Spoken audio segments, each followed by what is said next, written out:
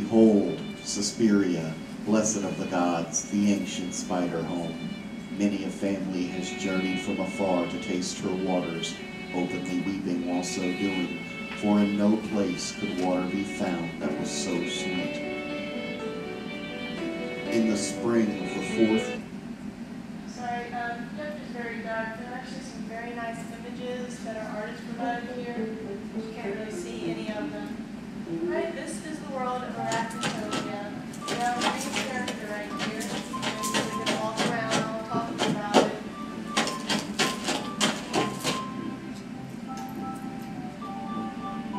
Turn that down so it's not so distracting. Yeah, the background music is very bright and poppy, but it definitely catches your attention. Like I said, we combined a platformer and a real-time strategy game. Because of that, there are kind of two aspects. There's a part where you have to destroy your enemies, you have to fight them, you have to do all this stuff. There's also the world, everything involved in it. And we worked really hard to make it interesting, make it something that would hold the players' interest, that they would enjoy exploring. And the person who was in charge of putting the world together was Drew, so we're going to talk about that. Right. So as Ed said, I was in charge of doing the world design. And I began with just the very basic idea that the spiders lived in like a suburban backyard somewhere where kids may have played, left their toys around. The owner didn't really keep much of it up, just leaving this more out and stuff like that. All the models were done in Maya, and they were exported before just positioned in the right spot and over. The actual terrain, as you see, the spider is walking on, that was done in a program called Earth Sculptor.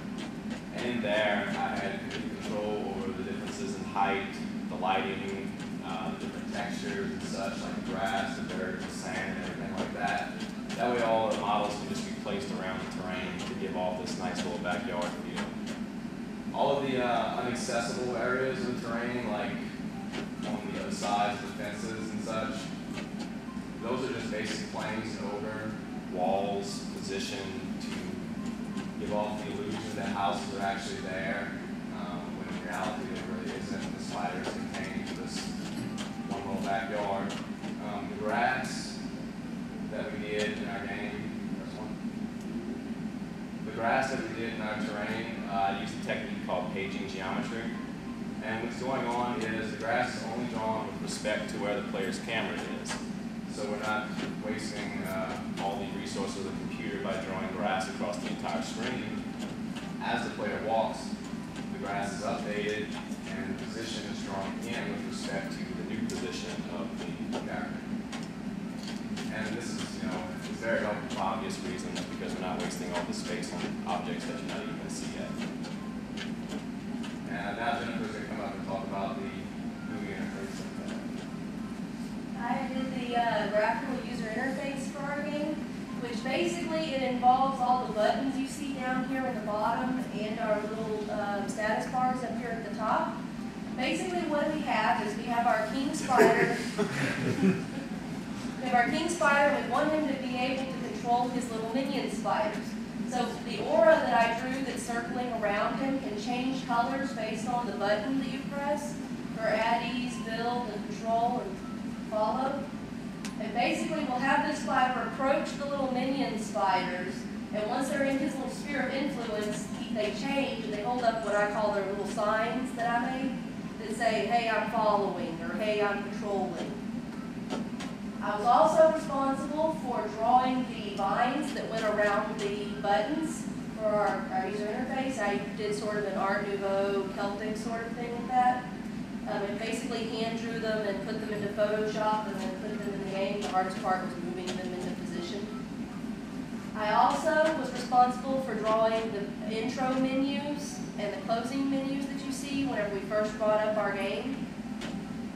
The buttons that you see here are not the original Terra's Look images that are given with Ogre. I took those into Photoshop and also changed the color on those so that they would match with our theme. The little buttons up at the top, the little status bars, let you know where your squad is and your population, how many you have, so you can keep track of, hey, I still got 2 spiders on the other side of the yard, I need to go collect those guys. And that's pretty much it. So we have Josh here, he talks about the story and the sound. Alright. I did the story and the sound. For the story, I wanted a theme. I wanted the player to have a little motivation for why he was going in the backyard, why he was attacking, and why he was having to kill the other insects that he would meet. So I did the story, and I did the narration in the beginning, the story, the one frame that you got to see. I was also responsible for the music. Each insect has a 3D sound attached to it. The hornets will obviously buzz.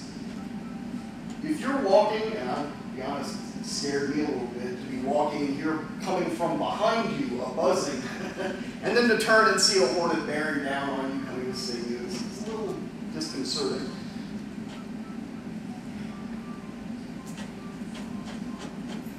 Okay, I was in charge of, I was our official liaison with the artists. I told them what we needed, worked with them to modify things, to get the feel we wanted for.